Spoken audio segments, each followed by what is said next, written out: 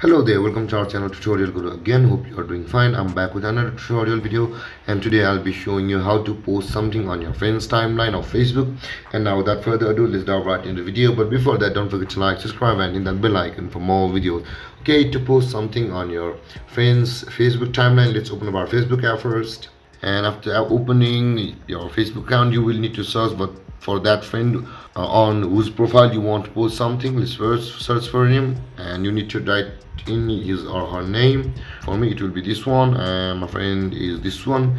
Now if I wanted to write something to his wall on his timeline, you can see write something to Kedar over here. Tap over there and type in whatever you want to type in or whatever you want to say to that person. Or if you want to add something to the post, you can see the photo, the video tag, and all these options available.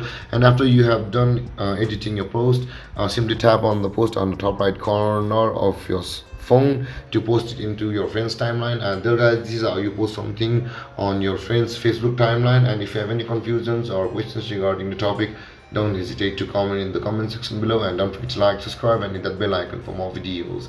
Thank you for watching guys. Peace.